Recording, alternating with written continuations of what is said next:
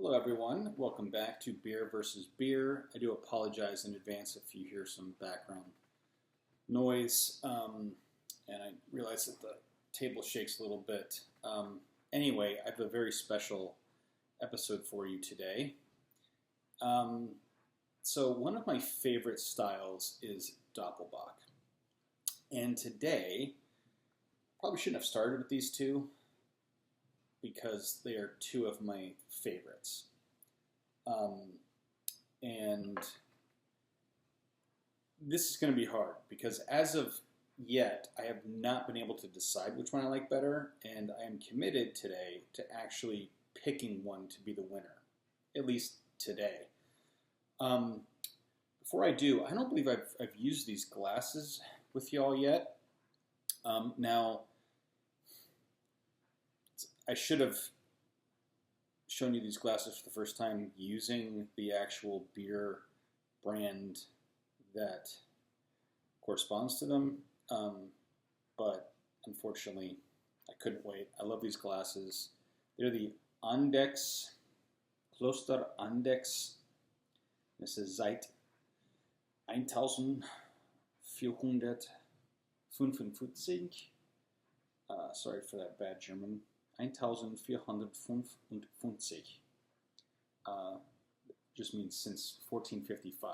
So I love these glasses. Picked them up at my local bottle shop. I know it's hard to see because of the glare. Anyway, but I'll be using these today. But sadly, I will not be using or having any of the Andex beers, which they do make a great Maibach. And their Doppelbock Dunkel is very good as well. But instead today, I have two other ones. One you are most likely familiar with if you're all into Doppelbocks. The other one you might not actually know. It's kind of a sleeper because it's from a brand that is somewhat of a Best Buy brand. Like, they make a really good beer, but it's not quite as costly as some of its competitors. But they're really good. So the obvious contender up front is the Weihenstephaner Korbinian. Okay, and this comes in at 7.4%, and its competition today, which is not necessarily an underdog in this competition, I say that because I've had them both, is the Bajuvator Doppelbock Dunkel by Tucher. Tucher. T-U-C-H-E-R. Tucher. I know you can't quite see that. Anyway, this comes in at, where is it? I don't know. Oh, it must be on the back. 7.5%. So it is a little bit higher, but 0.1%. That's basically indistinguishable. I've never actually heard anyone pronounce the name of this beer. It looks like Bajuvator. It does have that standard ator ending you see on a lot of Doppelbocks, whereas the Korbinian does not. But I say Bajuvator because it's German, so the J should be more of a Y sound. Let's go ahead and pour these and get into it.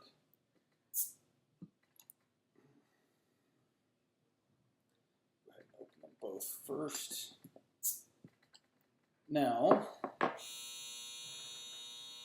apologize. I did not know that the dryer was going. It should stop soon. All right, so we're going to do these side by side. So far, this side has won every single competition I've done, but this is only my third one. So, you know, it's bound to change at some point, right, guys? All right, so I'm going to go ahead and pour them.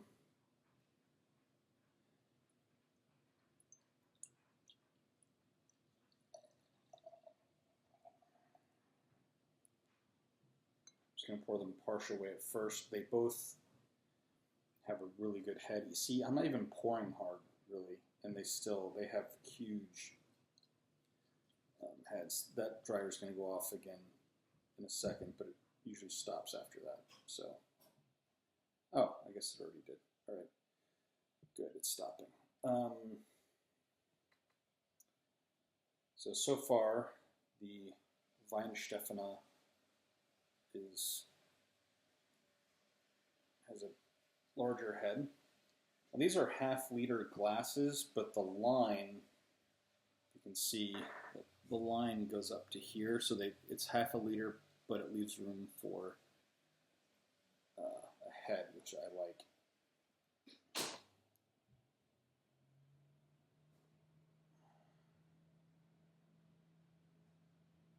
All right, I probably should have just done the sniffs first, because both of these have an amazing scent, as I find Doppelbocks tend to have anyway.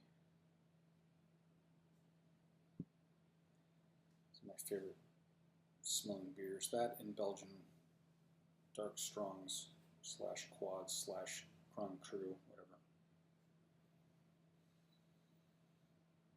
Okay.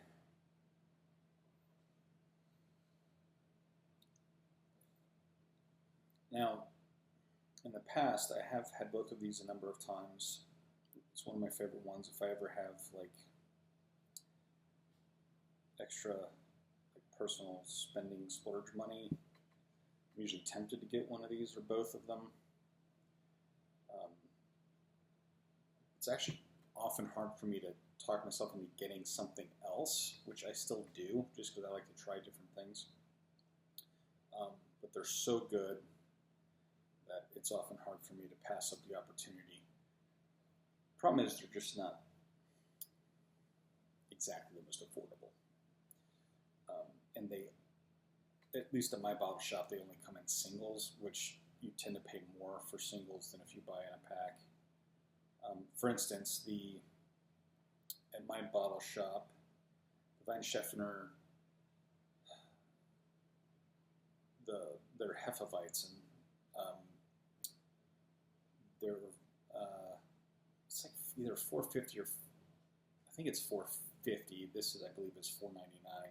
Both of these are $4.99. I think it's like $4.50 for a single bottle of the Weihenstephaner, but if you get a 4-pack of the canned ones, it comes out to like $3 something. It's like almost $1.50 cheaper or so.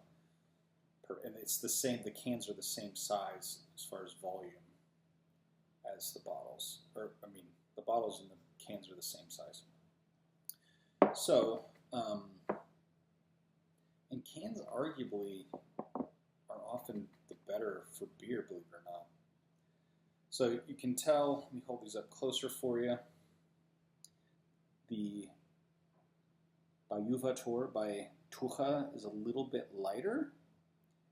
The Korbinian by Weihenstephaner, so the Weihenstephaner Korbinian is a little bit darker.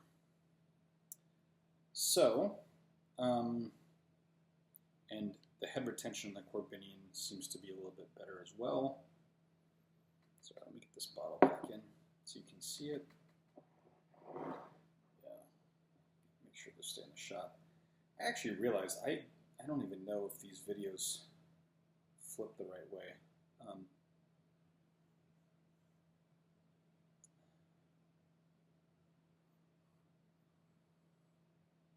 Probably didn't leave enough room for a great smell. The sense of smell seems to be dulled today, because usually these have much stronger scents. Oh my, yeah, that's good.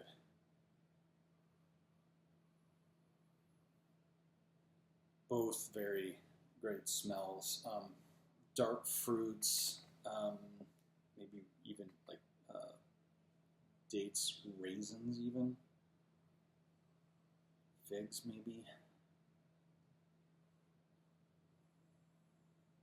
They both smell so good, it's hard to pick.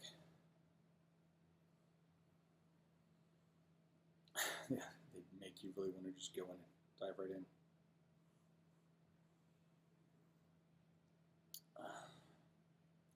All right, so I'm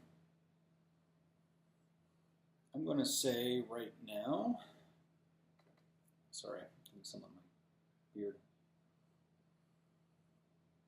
Like Korbinian. Right now I'm digging the Korbinian a little bit better. So far on the smell, we'll go with that. All right, now flavor. Which one should I go for first?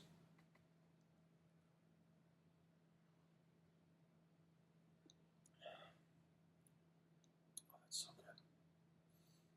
Yeah, that's really good.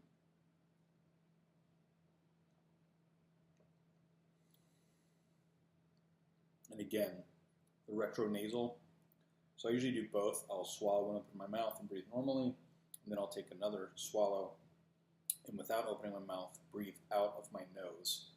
And that gives you more sense, which adds to the overall flavor profile. So you can kind of get different experiences.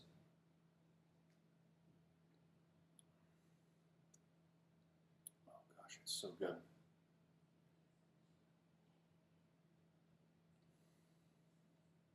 Yeah. So really good. It basically tastes very similar to how it smells. It's got like a dark fruit flavor. I mean, obviously they're malt forward as well, which I tend to like. I mean, all the descriptors are pretty standard for a lot of these Doppelbocks. But it's just so good. It does have a little bit of a...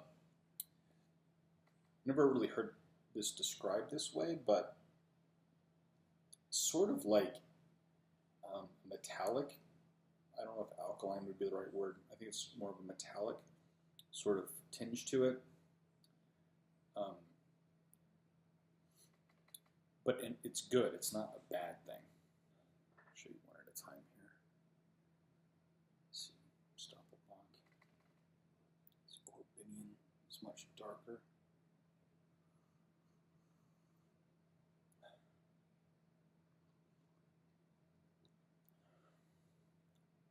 Oh yeah. Yeah.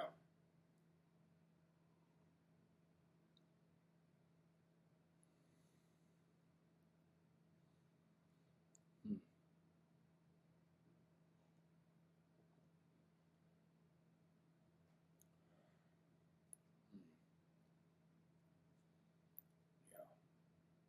That's good.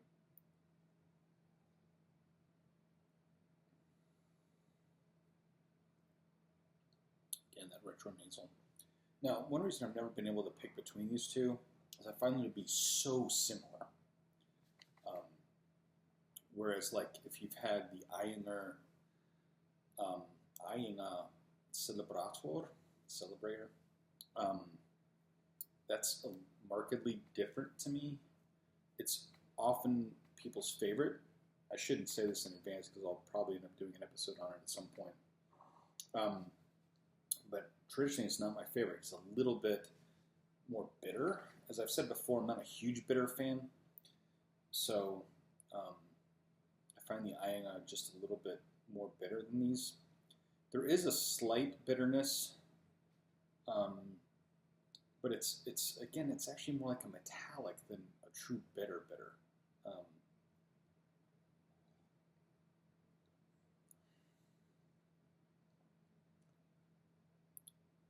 mean, it's there. I'm tasting it more tonight than I usually do. The bitter, but it's not. I mean, it's not like bitter at all. Like it's low. It's just noticeable.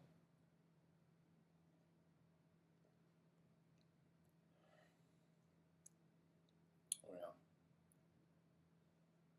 All right, guys. This is going to be a very tough one for me. I really want to try to wrap this one earlier.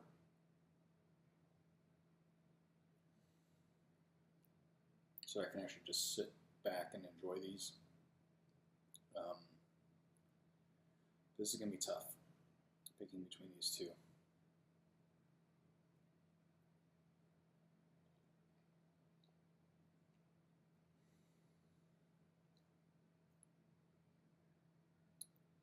Golly, they're just both so good.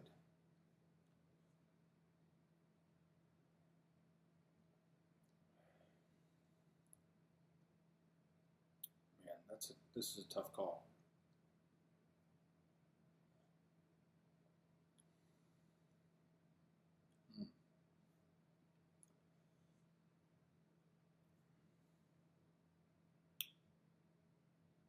Yeah, I know I should be cleansing my palate and all that, but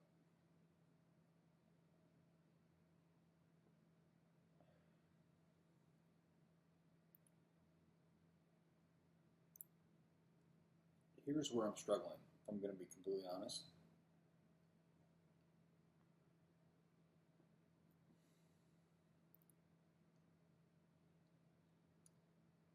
I think this might be a little bit sweeter, actually.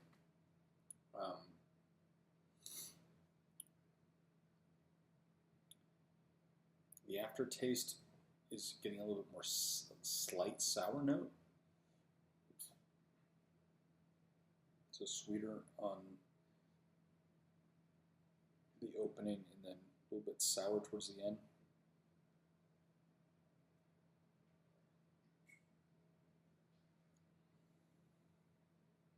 This might be a little bit more caramelly. The Korbinian, that is.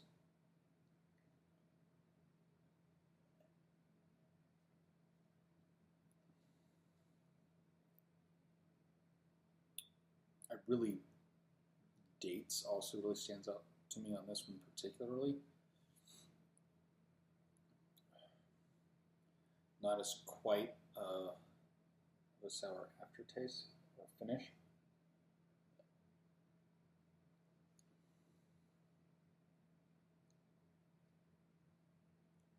It's pretty close though.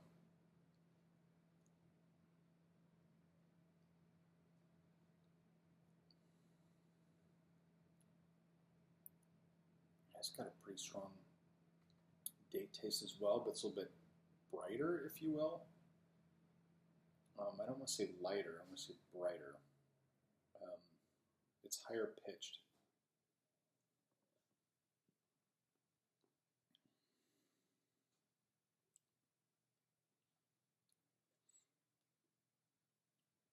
Yeah, the finish is a little bit, just a tad harsher. But neither of them are especially harsh.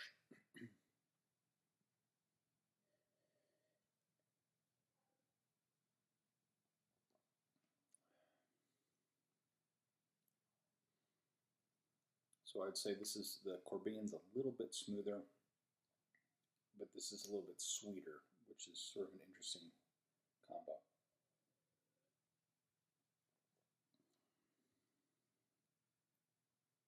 So if I had to pick one, if I could only drink one of these for the rest of my life, I don't know if I could do that.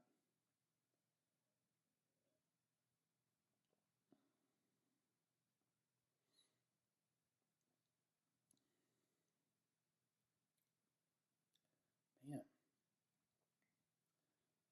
I'm getting caramel on this one as well. This one definitely seems to be sweeter to me, whereas this one's a little bit more like balanced. Sorry, I hate when people do that. The Bajuvator, the Tucher, is a little bit sweeter. The Weihenstephaner Korbinian is a bit more balanced. So I think it kind of depends on what mood I'm in.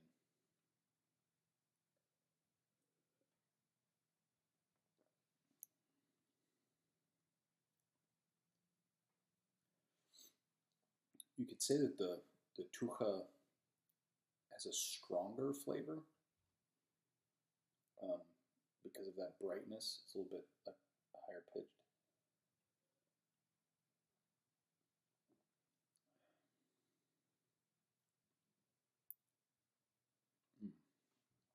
That's really good. All right, I got to finish up.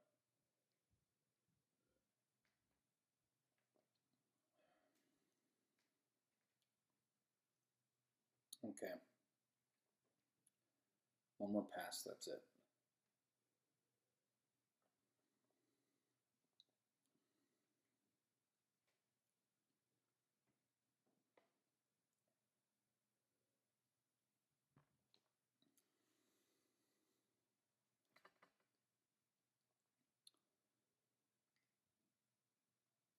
mean, it's neck and neck. I'm gonna go with the Korbinian, mainly because it's a little bit smoother. The Tucher is excellent. Because it's sweeter, it can also be perceived as a little bit more cloying, but for me, on Doppelbocks, it's not necessarily a bad thing. Nevertheless, today I'm going to declare Korbinian by a hair a little bit better. And that's where I stand. All right, take care.